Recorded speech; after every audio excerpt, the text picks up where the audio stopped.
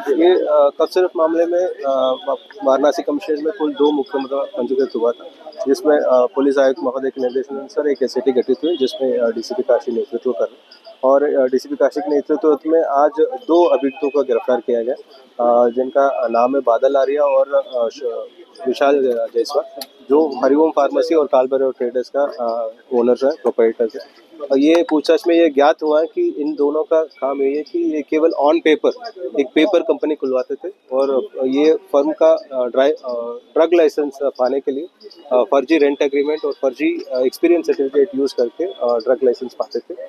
और इनका 10/12 का एक छोटा सा दुकान है, जिसमें ये लगभग 5 से 6 करोड़ के आसपास पिछले 1.5 साल में कोडिनुक कफ सिरप का लेन देन बताया जा रहा है ऑन रिकॉर्ड।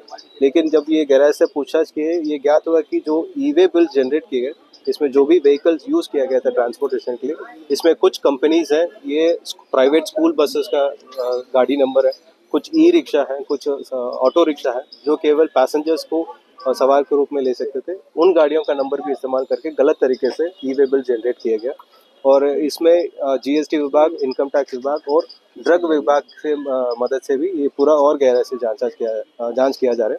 और इसके अतिरिक्त जो 38 कंपनियां या कोतवाली एफआईआर में जो नामजद है, उनका भी सभी का दस्तावेज मांगा गया और जिस दिन अभियोग पंजीकृत हुआ था, उसी दिन से कुछ फर्म फरार चल रहे और इसमें इस पूरा इन दोनों के बयान में ये ज्ञात हुआ कि एक मुख्य आरोपी है दिवेश जायसवाल, जिसका कंपनी का नाम है डीएसए फार्मा।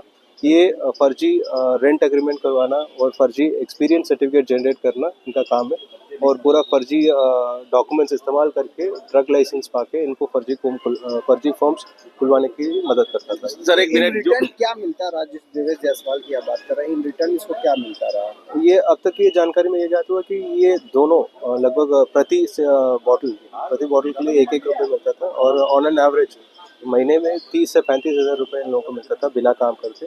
इनका केवल यही काम था कि केवल ऑन पेपर बिल्स जनरेट करते रहे और इन लोगों ने ये भी क्या बताया गया कि हम एक बंदा आता था हमारे पास, केवल माल रिसीविंग के लिए आता था और कुछ दिनों के बाद इन्होंने एक मोहर भी बनवाया था ताकि वो भी ना आने पाए, वहाँ तक रिसीविंग के लिए भी साइन लेने के लिए दुकान तक नहीं पहुँच पाए, तो एक फर्जी मोहर भी बना के वो अपने आप रिसीविंग लेते। अच्छा, क्या कॉन्टेक्ट था?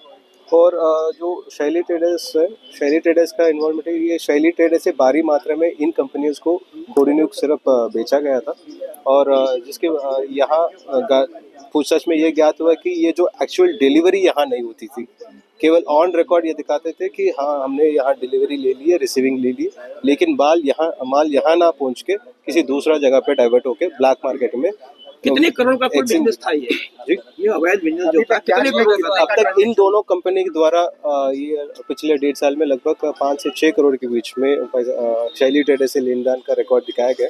लेकिन ये जैसे मैंने पहले बताया कि यहाँ एक्चुअल डिलीवरी नहीं होता था, केवल बिलिंग होती थी और डिलीवरी किसी दूसरे ब्लैक मार्केटिंग में और हाई रेट्स में भेजा जाता। सर एक बड़ा एक सवाल ये है कि आपने कहा कूट रचित दस्तावेज द्वारा ये लाइसेंस प्राप्त करते थे, लाइसेंस तो इनके पास ओरिजिनल था ना सर? लाइसेंस प्राप्त करता तो थे ये, इसका मतलब फर्जी लाइसेंस तो इनके पास था नहीं, लाइसेंस था। और ड्रग डिपार्टमेंट जो सत्यापन किया, ये जानते हुए कि इनके पास वो सारी चीजें नहीं है, जो अर्हता मिनिमम रिक्वायरमेंट है वो नहीं है, फिर भी लाइसेंस जारी होता रहा। ड्रग डिपार्टमेंट के कौन कौन से लोग शामिल हैं, इसको लेकर क्या जांच चल रही है? ये इस संदर्भ में भी ये सभी कंपनियों से डॉक्यूमेंट्स लिया जा रहे हैं। क्या इन लोगों ने जिस डॉक्यूमेंट्स की बेसिस में ड्रग लाइसेंस इश्यू किया गया था, ये क्या इसमें ड्यू डिलिजेंस फॉलो किया गया कि नहीं किया गया, उस संदर्भ में संबंधित विभाग को भी सूचित किया जाए। जी सर, बात करें कि कुल कितने करोड़ का है, क्योंकि मीडिया में 100 करोड़ से ज्यादा के ऊपर बताया जा रहा है अवैध धंधा, आप बता रहे हैं ईडी का आकलन है 1000 करोड़ से ऊपर का। ये जो अभी मैं 5 से 6 करोड़ की बता रहा हूँ, ये केवल ये हरिओम फार्मेसी और कालभैरव ट्रेडर्स के बारे में। बाकी जो जितने भी फॉर्म से इनका इन्वॉल्वमेंट क्या है, उससे आपको ऑथेंटिक डेटा आपको विभाग का क्या कोई इन्वॉल्वमेंट है इसमें? अभी तक की जांच में प्रथम दृष्टया क्या कुछ इस तरह की चीजें निकली हैं जहाँ पे इनकी भूमिका संदिग्ध हो?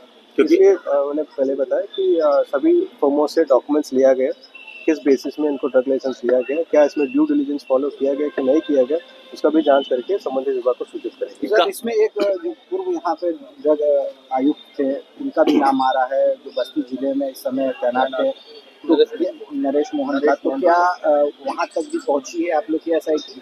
अभी तक जो डॉक्यूमेंट्स फर्मों द्वारा दिया जा रहा है उसका जानकारी कर रहे हैं, जो वित्तीय लेन देन के ट्रांजेक्शन FIR। कि कहाँ है सर? लोग कह रहे हैं कि ये दिल्ली में ही है, क्योंकि जो वीडियो जारी किया है वो हुडी पहन के किया है। ठंड दिल्ली में है, दुबई से कैसे कर सकता है कोई? गर्मी बहुत है वहाँ। उस वीडियो का भी हम जानकारी कर रहे हैं किस IP से ये वीडियो रिलीज किया गया है, और बाकी जैसे डिटेल्स मिल जाए तो आपको अवगत करें। अच्छा, जो ये जो अभी ये जो टोटल 38 कंपनियां हैं, 38 कंपनी का इन्वॉल्वमेंट क्या है उसका भी जानकारी कर रहे हैं। साथ साथ जो मुख्य आरोपी शुभम जायसवाल और भोला प्रसाद है, भोला प्रसाद को भी हम डी वारंट से इनको यहाँ लेकर आएंगे, उनसे और विस्तृत जानकारी करेंगे। और साथ ही साथ शुभम जायसवाल के विरुद्ध लुकआउट नोटिस प्रयास जारी है, और साथ ही साथ रेड कॉर्नर नोटिस, अगर ये देश से बाहर है तो रेड कॉर्नर नोटिस भी इनके विरुद्ध। एक आखिरी सवाल सर, जिन लोगों को ये कार गिफ्ट करता था, महंगे महंगे अपार्टमेंट गिफ्ट करता था, इस एंगल से भी जांच हो रही है सर? इस संदर्भ में हमारे पास डायरेक्ट जो एविडेंसेस है, अगर ये SIT के पास पहुंचा है तो ये फैक्ट है, फैक्ट के बेसिस पे कार्रवाई की जाएगी।